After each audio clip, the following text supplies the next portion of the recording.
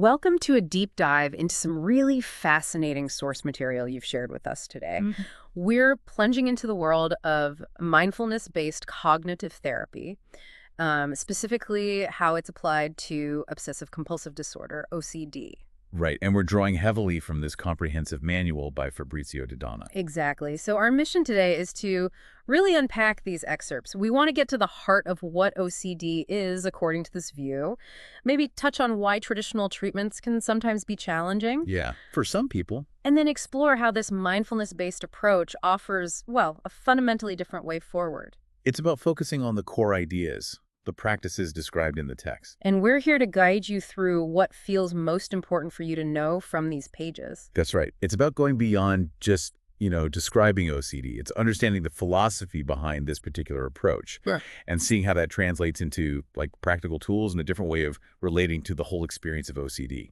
Okay, let's get started then. Let's ground ourselves in the source materials definition first. What is OCD, according to this manual? So the manual defines it as a habitual pattern. It starts with these intrusive thoughts or fears.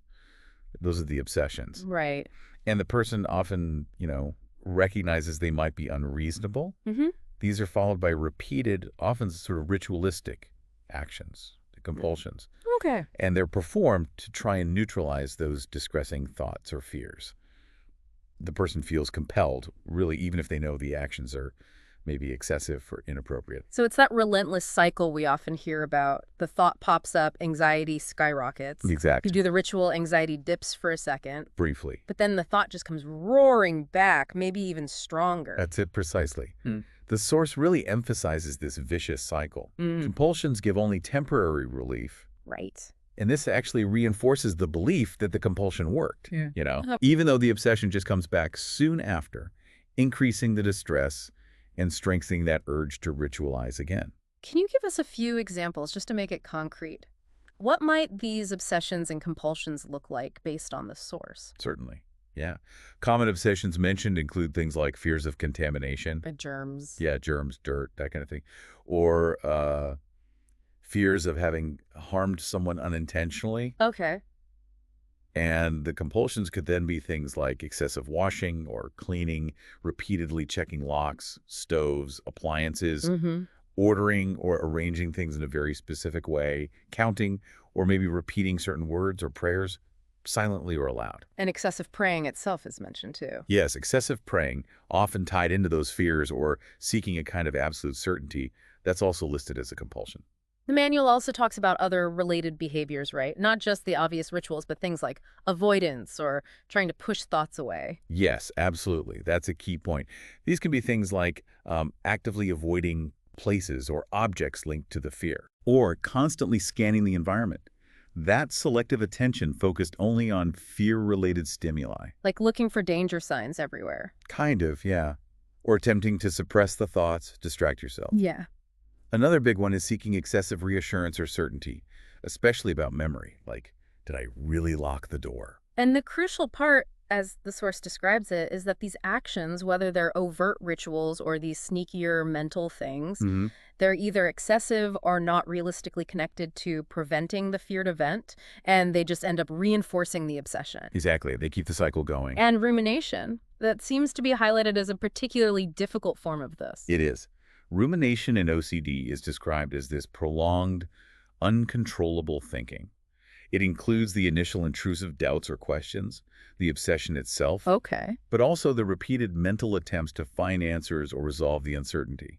It's like getting stuck in a relentless mental loop trying to figure something out that thinking alone just can't solve. What's so striking, and the manual points this out, is the insight paradox. Most adults with OCD actually know their thoughts and actions are unreasonable. Yeah. Yet they feel completely powerless to stop. That's a key characteristic definitely pointed out in the source.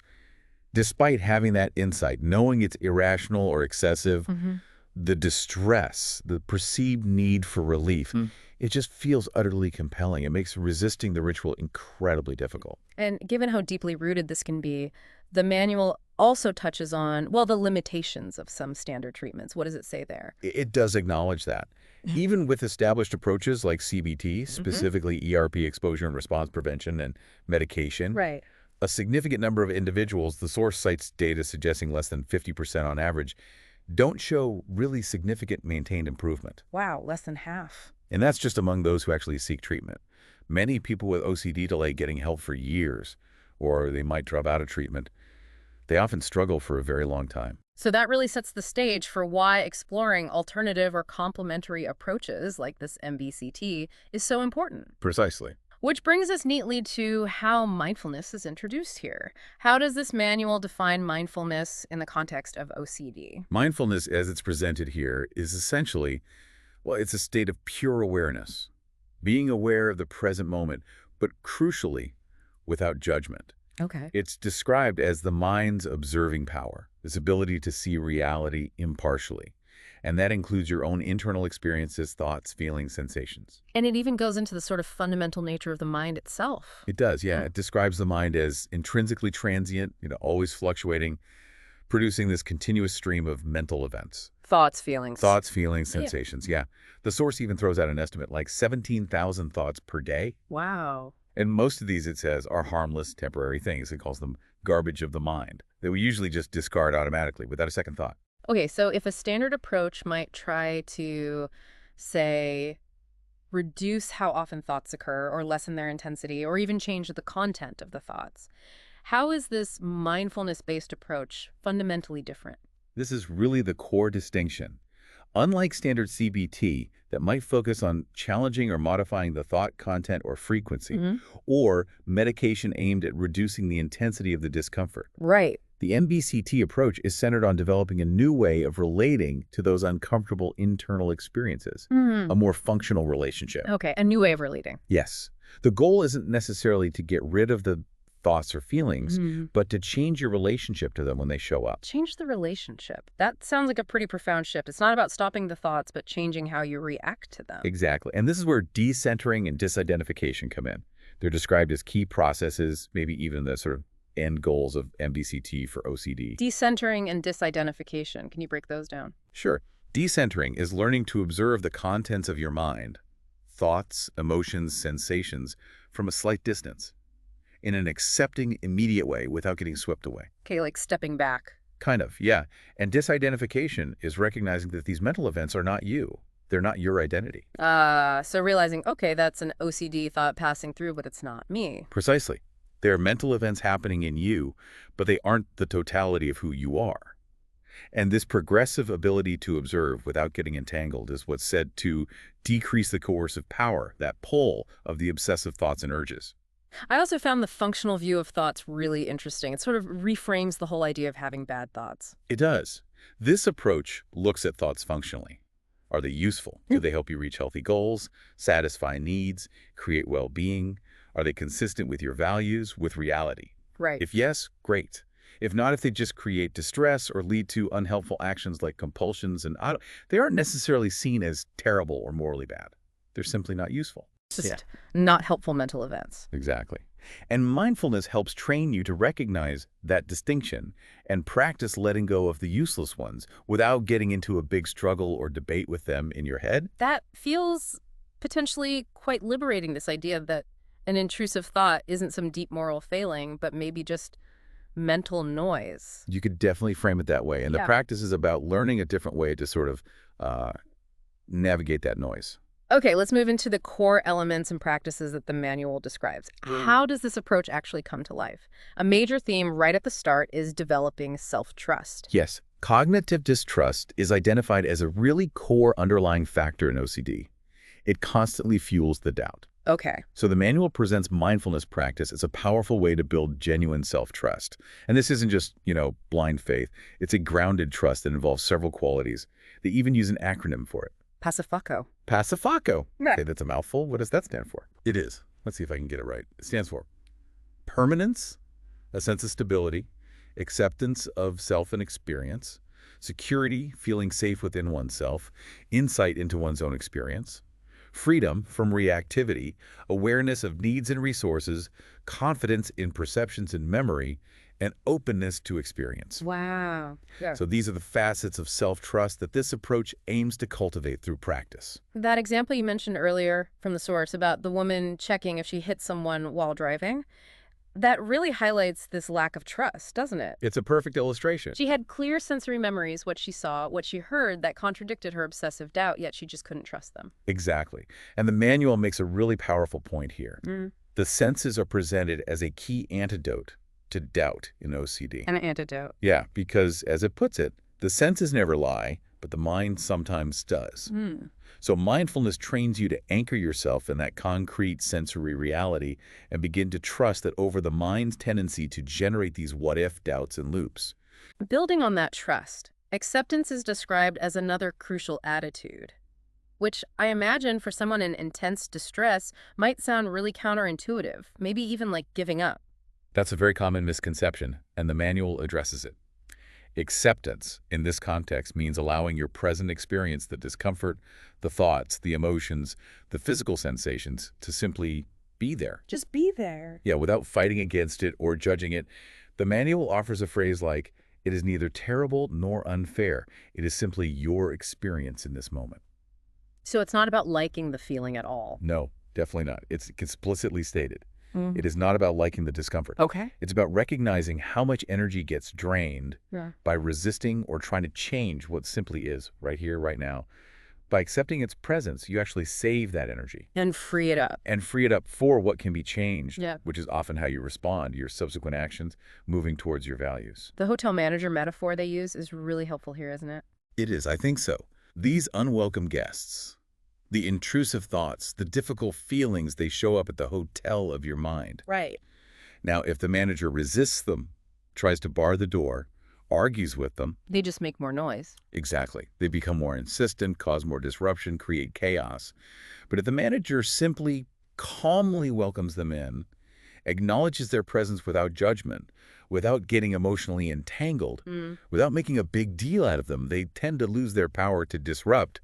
And eventually, they just check out on their own. So, stepping back, allowing, not fighting. That sounds exactly like putting decentering and disidentification into practice. It really is the practical application of those core principles. Yeah. It's about observing thoughts and feelings as these transient mental events. Passing through. Passing through, exactly. Recognizing they're separate from your core self. Maybe using little phrases internally like, this thought is not me, or this is just a symptom passing, or this thought is an objective reality. That ability to create mental distance, to decenter, is key. And metaphors can help here, like watching leaves float down a river or cars passing on a busy road. Just watching them go by. Yeah. And the breath is always there as this reliable anchor, something concrete to return your attention to when the mind inevitably gets pulled back into those obsessive loops or distressing feelings. And this ability to observe without getting immediately sucked in, that must be crucial for breaking the automatic link to compulsions, right? That non-reactivity piece. Exactly. Mindfulness helps cultivate non-reactivity. Uh-huh. You learn to actually see the chain reaction unfolding. The sensation arises, then the thought, then the urge, then the potential behavior or compulsion. You see the steps. Yes.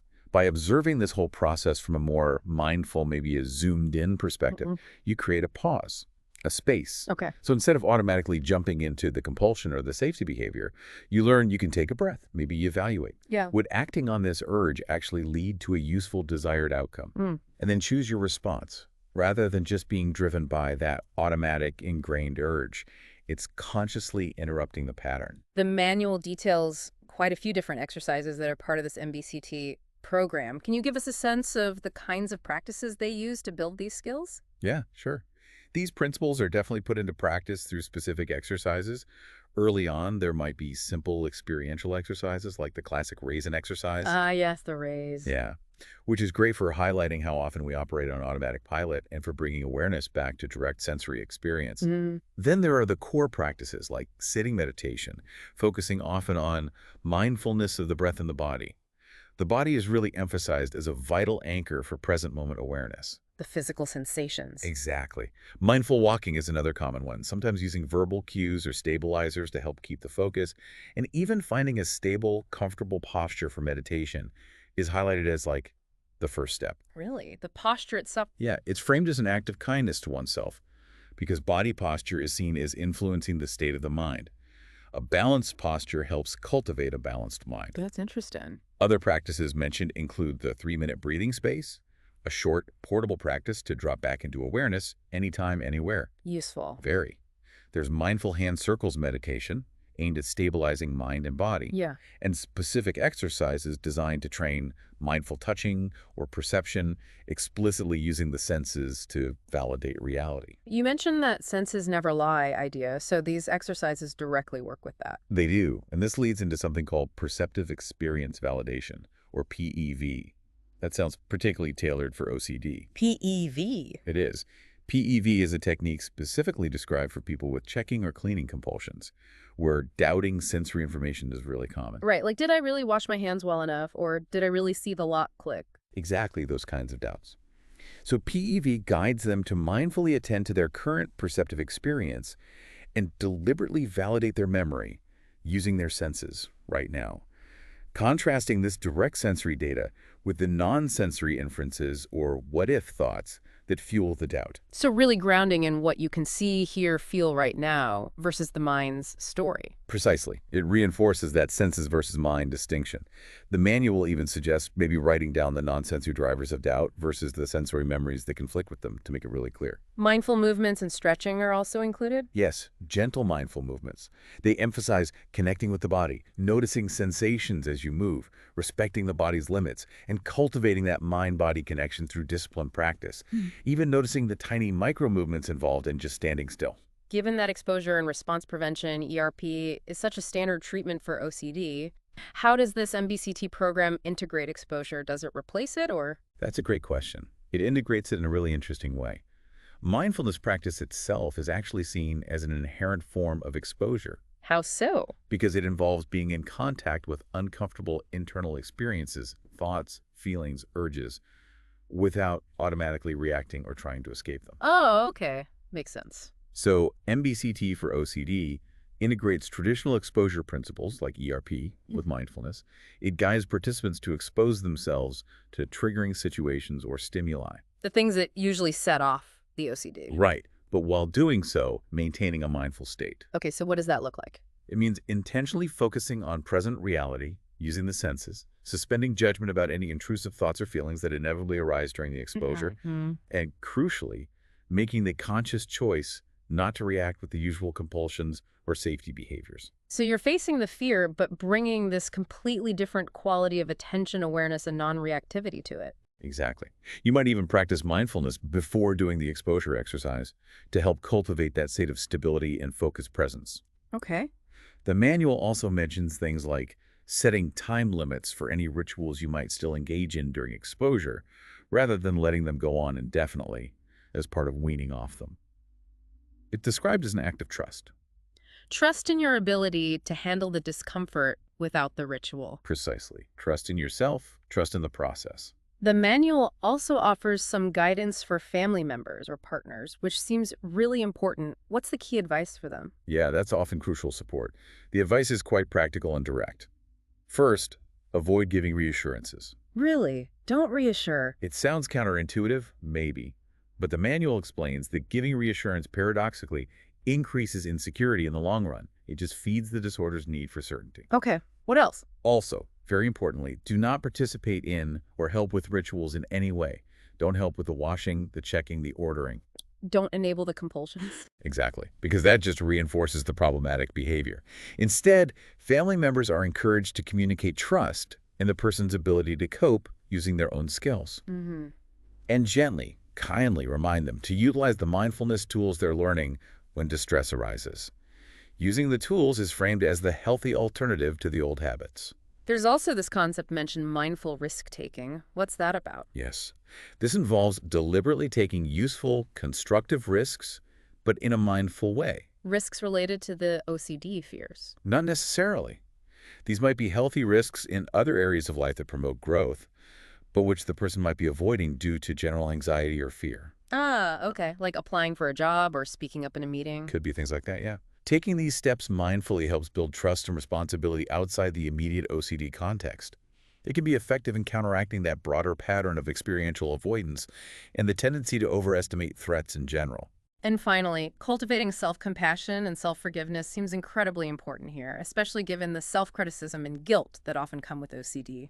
It's presented as a vital component, absolutely.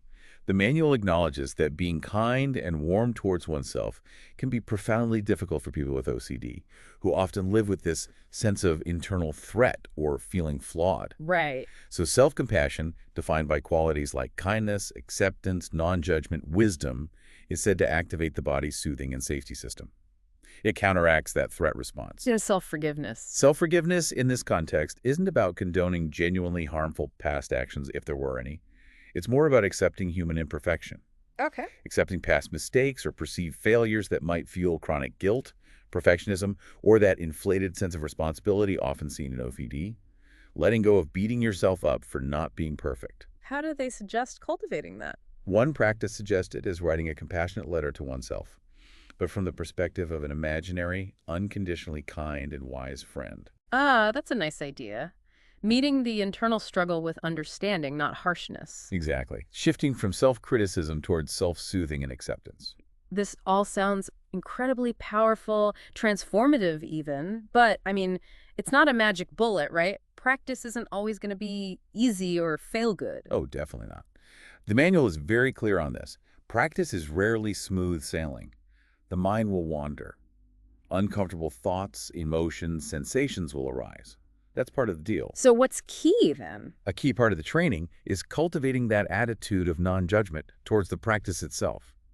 Recognizing that thinking, oh, I did that exercise badly, or my mind was all over the place, is just another judgment to observe. Just another thought passing through. Exactly. Observe it, acknowledge it, and gently let it go, returning to the practice. So the goal isn't really to eliminate thoughts or feel instantly calm and blissful every time you practice. No, not at all. The manual really emphasizes that mindfulness is not a technique for thought control, and it's not a guarantee of immediate results or feeling good all the time. It's fundamentally about developing a new habit of relating to your internal experience, changing the relationship itself. Which implies that perseverance is absolutely essential. You have to stick with it. It's crucial. Those old mental habits, the worry loops, the urge to ritualize, they're deeply ingrained. The source uses the quote, "What we practice becomes habit," Right. highlighting the need for consistent effort to build these new, more helpful neural pathways, essentially.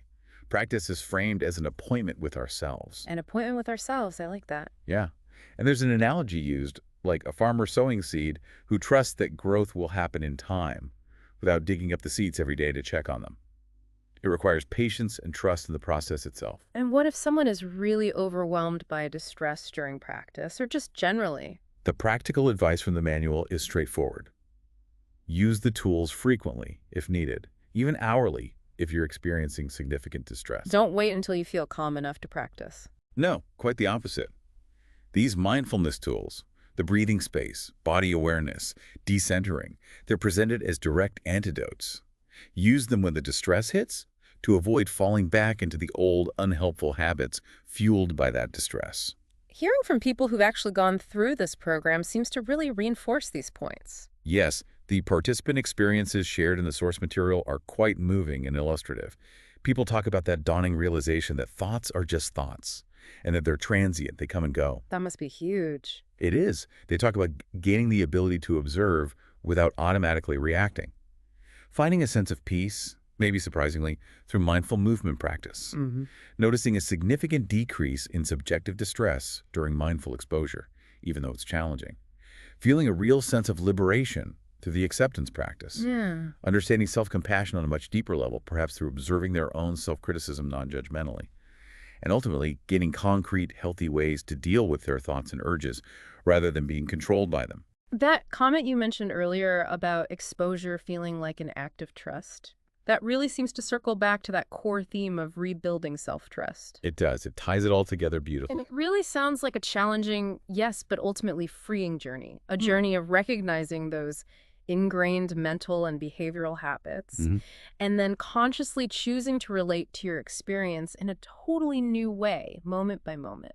That really captures the essence of it, I think. Yeah. Like a fundamental shift in orientation toward your own mind and your own experience. So we've taken this deep dive into the source material today. We've explored the nature of OCD, as presented here, the challenges sometimes faced with traditional approaches, Right. and the core philosophy and practices of MBCT for OCD, really focusing on that fundamental shift in relationship to thoughts and feelings. Through things like decentering, acceptance, non-reactivity. Exactly, all supported by specific mindfulness practices, the integration of mindful exposure, and cultivating that crucial self-trust and self-compassion. It really highlights this journey of recognizing mental habits and then consciously choosing a new way of being with whatever arises. It's a powerful invitation, really. Yeah. An invitation to explore a different way of navigating your internal world. So as you, our listener, reflect on this deep dive, maybe consider this powerful idea shared in the source from a participant's perspective. They said, mindfulness is helping me to see a thought in its purity, as it really is. It allows me to slowly detach myself from past habits. That's potent. My motivation is that the practice is always different because each moment is different, and I am different in each moment. It's a beautiful encapsulation of the ongoing nature of the practice and the experience itself. So the question for you to sit with might be, what does it truly mean for you to see a thought in its purity? Maybe for the first time, stripped of its usual weight, its urgency, its assumed meaning, and how might practicing this kind of moment-by-moment awareness change not just your relationship with challenging thoughts, but with the ever-changing, fleeting nature of every experience? Finding a different kind of freedom, maybe not in controlling experience, but simply in seeing things clearly, just as they are. Something definitely worth exploring.